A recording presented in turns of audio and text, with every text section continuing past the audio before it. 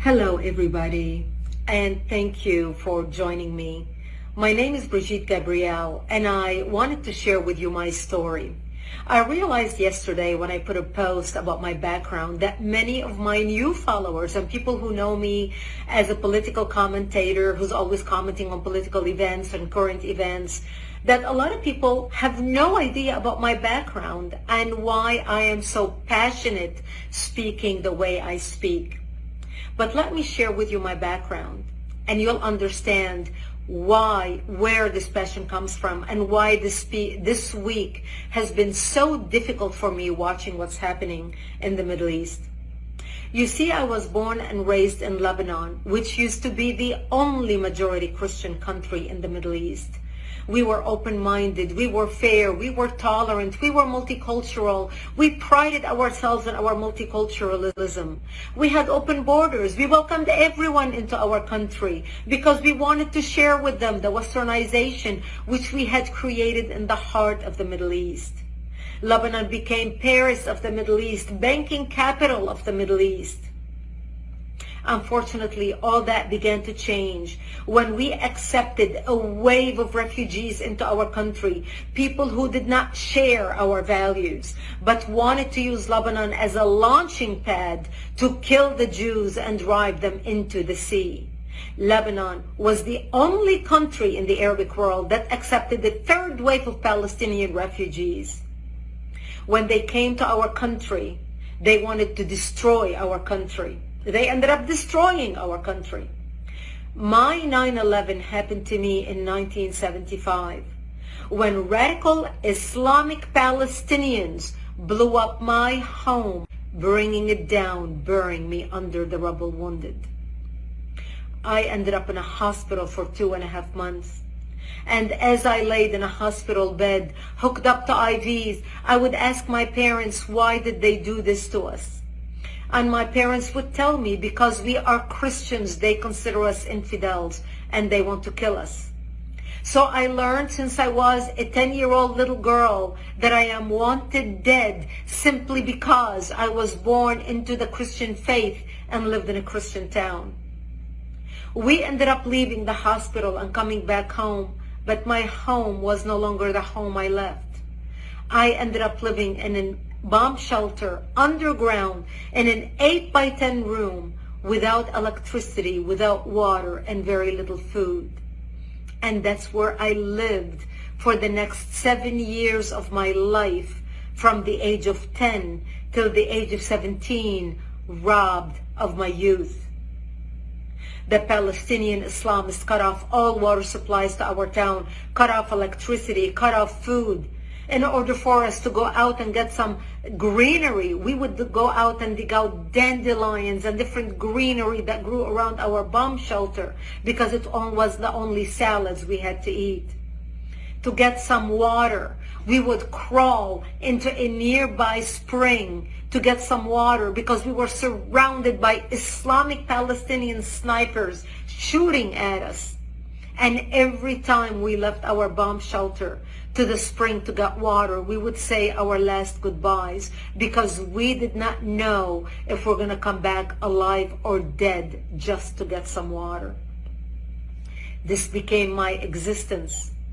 I remember a few years into the war, in the beginning we thought it's going to be a couple weeks. Then everybody's going to see the massacres that the Palestinians are doing to the Christians in Lebanon, how they put their heads together with the Muslims in Lebanon and declare jihad on the Christians.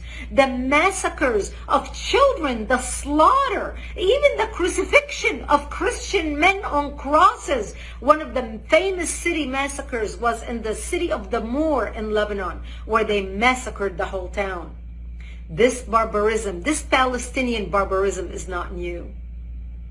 My father would say, all the Christian nations are going to wake up and see what's happening to Lebanon, to the Christians, and they're going to come save us.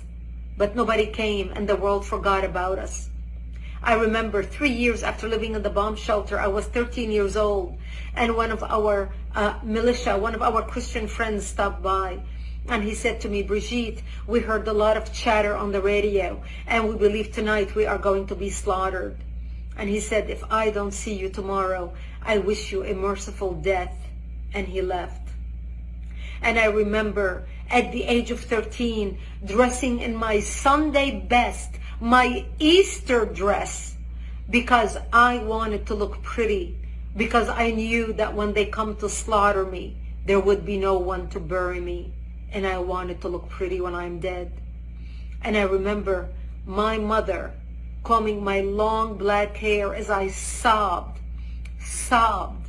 begging her, I don't want to die. I'm only 13 years old.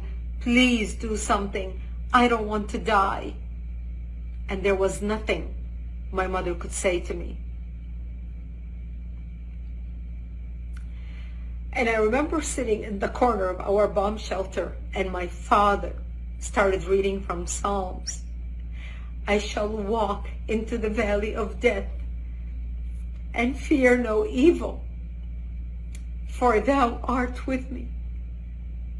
And my parents said to me, when they come to slaughter us tonight, we will create a distraction. You're an only child. You're a young child. We lived a long life. We will create a distraction, and you just run towards Israel. Run towards the Israeli border and don't look back. You see, we knew if we run to the Jews and beg for help, the Jews are not going to slaughter us, because we had more shared values with them than we had with the Muslims. Thank God I did not have to make that decision that night, because that's the night when Israel came in physically into Lebanon and established the security zone and kicked out the radical Islamic Palestinian element that surrounded our town. And Israel set up artillery bases in the hills surrounding our town. And that's how we survived for another 5 years, until 1982, when Israel invaded Lebanon, working with the Christians, trying to help the Christians take back their country, take back their democracy, and kick out the radical Islamic element that had taken control of the country at that time. We had 11 Islamic terrorist organizations operating out of Lebanon, including the PLO, the Palestinian Liberation Organization. And Israel finally ended up kicking Yasser Arafat and his cronies all the way to Tunisia. And that's how we came out of the bomb shelter and back to rebuilding our lives. I ended up moving to Israel in 1984 and becoming a news anchor for World News in the Middle East, covering world events, because I wanted to make it my life's mission to fight evil, to understand how can people hate so much to commit such atrocities. My life story is detailed in a book titled Because They Hate. A survivor of Islamic terrorism warns America. The book sold over 1 million copies. It came out in 2006. I encourage you to read it. I encourage you to order it so you can understand why I fight terrorism, why I speak with such passion and conviction. People who watch me debate people and fight people and care less about the labels people throw at me.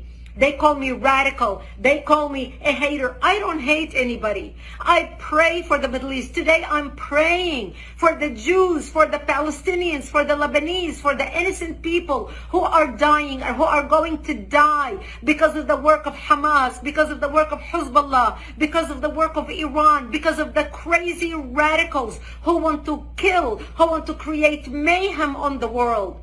We must stand up against barbarism. Barbarism done in the name of any people, of any religion, is not acceptable. Barbarism is when you shoot babies in their cribs. Barbarism is when you decapitate babies. Barbarism is when you rape women and kill them. Barbarism is when you kidnap old grandmas and you kidnap children and you put them in cages with the sole purpose of torturing them and killing them. This is barbarism, unacceptable under any name, from any people, from any religion. That's why the good people need to stand up against terrorism, against Islamic terrorism. Because what starts in the Middle East doesn't end in the Middle East. What starts in Israel doesn't end in Israel. This is a war against between barbarism and civilization. This is a war between democracy and dictatorship. This is a war between goodness and evil. We either win or they win. We need to fight to win. We need to stand up with Israel to win. This is our fight and we must win it.